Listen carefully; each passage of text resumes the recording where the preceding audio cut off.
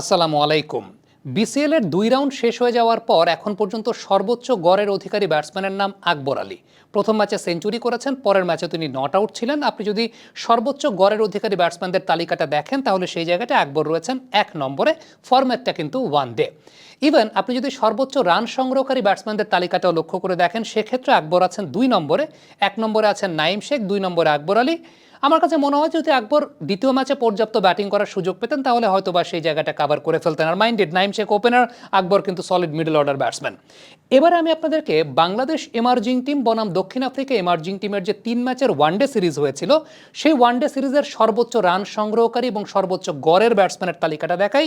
সেই টুর্নামেন্টটা বা সেই সিরিজটাতে আকবর আলী ছিলেন টপ স্কোরার এবং টপ অ্যাভারেজ হোল্ডার, অর্থাৎ তার অ্যাভারেজ ছিল ৭০-এর উপরে এবং তিনি ২০০-এর উপর রান করেছিলেন। সেই সিরিজেও তিনি একটা সেঞ্চুরি করেছিলেন, এই সিরিজেও তিনি একটা সেঞ্চুরি করেছেন। অর্থাৎ ব্যাক টু ব্যাক দুইটা ওয়ানডে ফরম্যাটের সিরিজ এবং টুর্নামেন্টে আকবর আলী দুইটা সেঞ্চুরি করলেন। সত্যি কথা বলতে এই যে ওয়ানডেতে আকবর আলীর এই পারদর্শিতার জায়গাটা বা লাস্ট এমার্জিং সিরিজে তিনি টপ স্কোরার ছিলেন, এই ব্যাপারগুলো কি খুব বেশি হাইলাইটেড হয় আমাদের দেশে? হয় না। কেন হয় না? কারণ আকবরকে আমরা তার স্ট্রেংথের আসল জায়গা যেটা ওয়ানডে ফরম্যাট, সেখান থেকে তাকে আমরা টি-20 স্পেশালিস্ট বানাতে ব্যস্ত। আমরা একদম শুরু থেকে আকবরকে টি-20 স্পেশালিস্ট বানাতে চাই। আমরা চাই আকবর বাংলাদেশের ৬, ৭, ৮ নম্বরে টি-20তে ফিনিশিং দেবেন। আমরা তাকে একটা প্রেশার ক্রিয়েট করছি, কিন্তু সেই প্রেশার ক্রিয়েট করতে গিয়ে আকবরের আসল স্ট্রেংথের জায়গা যেই ফরম্যাটটায় তার কাছ থেকে এখন পর্যন্ত সর্বোচ্চ প্রোডাক্টিভিটি আদায় করতে দেখা গেছে, সেই ফরম্যাটটা নিয়ে আমরা খুব বেশি আলোচনা করি না বা সেই ফরম্যাটটি ইগনোরই হয়ে যায়। এটা আমার কাছে ব্যক্তিগতভাবে মনে হয়। দেখেন, আজ থেকে ২-২.৫ বছর ধরেই তো মোটামুটি আসলে আকবরের উপর একটা প্রেশার যে আকবরকে টি-20 স্পেশালিস্ট হতে হবে। আকবর তার ব্যাটিংয়ের টেকনিকের একটা বিষয় নিয়ে খুব কনসার্নও ছিলেন, সেটা হচ্ছে ইনিশিয়ালি তার ব্যাকলিফটটা হাই থাকে, এরপর বোলার যখন ডেলিভারি ফেজে আসেন তখন তার ব্যাকলিফটটা নিচের দিকে নেমে যায়। এটাকে আকবর ব্যক্তিগতভাবে একটা সমস্যা ভাবছিলেন বা মনে করছিলেন এটা একটা সমস্যার জায়গা। কারণ টি-20 ক্রিকেটে আমরা জানি যে ব্যাটসম্যানকে আসলে একদম আপরাইট ব্যাকলিফটে বা ডাউন সুইংয়ে ব্যাটিং করতে হয়, সেটা খুব স্বাভাবিক একটা ব্যাপার। কিন্তু আকবরের আসল স্ট্রেংথের জায়গা যেটা ওয়ানডে ফরম্যাটটা, সেই ওয়ানডে ফরম্যাটটাতে যে এই ব্যাকলিফটেই, যেটাকে বলি আমরা এলবিবিটি বা ল্যাটেরাল ব্যাটিং ব্যাকলিফট টেকনিক, এই টেকনিকেই তিনি সফল হচ্ছেন, এই ব্যাপারটা কিন্তু একদম ইগনোর করে যাওয়া, যে কারণে আকবর হয়তোবা এটাকে তার দুর্বলতা ভাবছেন, বাট এটা তার দুর্বলতা না। দেখেন, আমি যদি জো রুটের সঙ্গে একটু কম্পেয়ার করে দেখাতে চাই, জো রুট কিন্তু আলটিমেটলি টি-20 ফরম্যাটটা ওইভাবে খেলেন না, তিনি টেস্ট এবং ওয়ানডে ফরম্যাটটাই নিয়মিতভাবে ফোকাস করছেন। জো রুটও কিন্তু একেবারে শুরুর দিকে তার ব্যাকলিফটটাকে আপরাইট রাখেন। এরপর যখন বোলার তার ডেলিভারি ফেজে আসছেন, আকবর এবং জো রুট দুইজনেই ব্যাকলিফটটাকে নিচের দিকে নামিয়ে ফেলছেন। এটা আকবরের ক্ষেত্রে অটো হয়ে যায়। জো রুট এটা ট্রাই করে করে করে করে এই ধরনের ব্যাকলিফটে ব্যাটিং করা শুরু করেছেন ওয়ানডে এবং টেস্ট ফরম্যাটের জন্য।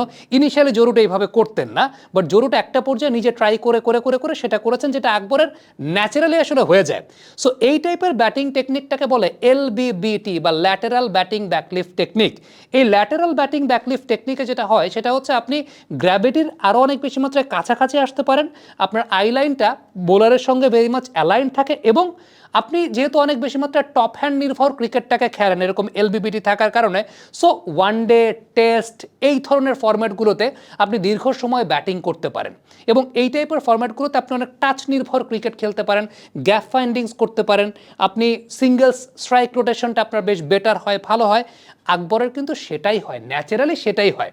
বাট প্রবলেমের জায়গাটা হচ্ছে ওই যে আমাদের এক্সপেকটেশনের জায়গাটা, আকবরকে আমাদের টি-20 স্পেশালিস্ট বানাতে হবে, তাকে আমরা লাস্টের দিকে গিয়ে স্লগিংয়ে ব্যবহার করব, কিন্তু এতে তার যেটা বেসিক স্ট্রেংথের জায়গা, সেখানে তো আমরা কখনো তাকে ওইভাবে পুট ইন করার চেষ্টা করি নাই, সেখানে আমরা তাকে কখনো সেট ইন করতে পারি নাই।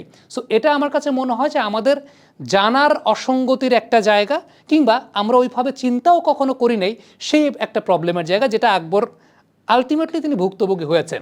বাট হোয়াট আই ফিল যে ওয়ানডে ফরম্যাটটাতে তার এই পার্টিকুলার টেকনিকটা, যে এলবিবিটি ল্যাটারাল ব্যাটিং ব্যাকলিফট টেকনিক যেটা আমি বলছিলাম, এটা তার ওয়ানডে ফরম্যাটে ন্যাচারালি তার জন্য অনেক বেশি মাত্রায় কার্যকরী। আবারও বলি, জো রুট কিন্তু দীর্ঘদিন বিভিন্ন এক্সপেরিমেন্ট করতে করতে এই ব্যাটিং টেকনিকে থিতু হয়েছেন, যে প্রথমে উপরে থাকবে দেন নিচে নামবে। আকবরের ক্ষেত্রে যে বিষয়টা, সেটা হচ্ছে গিয়ে তার ন্যাচারালি এই বিষয়টা, এবং তিনি সেটা মনে করছিলেন এটাকে দুর্বলতার জায়গা, কারণ টি-20 ক্রিকেটে এইভাবে পারদর্শিতা তিনি পাচ্ছিলেন না। টি-20 ক্রিকেটে আলটিমেটলি অনেক বেশি মাত্রায় আপরাইট রেখে ব্যাটার ডাউন সুইংটাকে বড় করতে হয়, সেটা এই টাইপের টেকনিক একটু ডিফিকাল্ট। বাট ডিফিকাল্ট হলে আমার কাছে মনে হয় যে ওয়ানডে বা টেস্ট এই ফরম্যাটগুলোতে কেন তাকে কনসেন্ট্রেট আমরা করাবো না, কেন তাকে আমরা জোর করে টি-20 স্পেশালিস্ট বানাতে চাইবো, সেটা আমার একটা অনেক বড় প্রশ্নের জায়গা। সো আমার কাছে মনে হয় এই বিসিএলটাতে সিলেক্টররা আকবরের দিকে খেয়াল রাখবেন ফর মিডল অর্ডার। আরেকটা বিষয় বলবো, সেটা হচ্ছে লিটন কুমার দাস এর আগের ম্যাচে 4 নম্বরে নেমে ম্যাচ ফিনিশিং করে এসেছেন, 50 অড রানস করেছেন, ব্যাটিং ভালো লেগেছে। যদিও এখানে ছোট্ট একটা জায়গা আছে, সেটা হচ্ছে ডট বল পার্সেন্টেজটা অনেক বেশি ছিল। ডট বল পার্সেন্টেজটা একটু বেশি, ইনিশিয়ালি থিতু হতে সময় নিয়েছেন, বিশেষ করে মুস্তাফিজের এগেনস্টে স্ট্রাগল করেছেন কিছুটা। আমরা দেখেছি যে দুজন স্পিনারকে বেশ ভালো হ্যান্ডেল করেছেন লিটন কুমার দাস, তানভীরকে ভালো হ্যান্ডেল করেছেন, আবার স্বাধীন ইসলামকে ভালো হ্যান্ডেল করেছেন।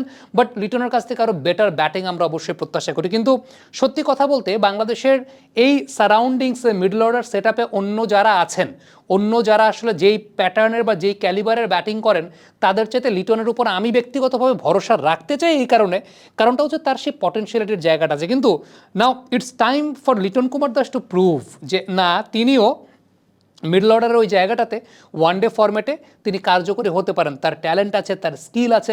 স্কিলের জন্যই মূলত আসলে এই কথাটা বলা যে সিলেক্টরদের লিটন কুমার দাসের দিকেও বিবেচনা রাখাটা আসলে খুব জরুরি, যেহেতু তার স্কিল আছে।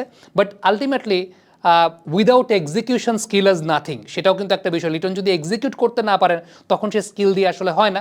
বাট আই রিয়েলি হোপ যে লিটন তার সেই স্কিলের এক্সিকিউশনটা করতে পারবেন, এবং সিলেক্টররা এই দুজন ব্যাটসম্যানের সঙ্গে, বিশেষ করে আকবরের সঙ্গে তো জাস্টিসটা করবেন, সেটা আমি বিশ্বাস করি সিলেক্টররা।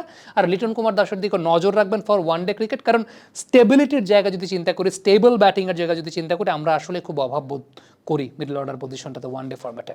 কমেন্ট বক্সে আপনাদের মন্তব্য, মতামত জানতে চাই, লিখে পাঠাবেন।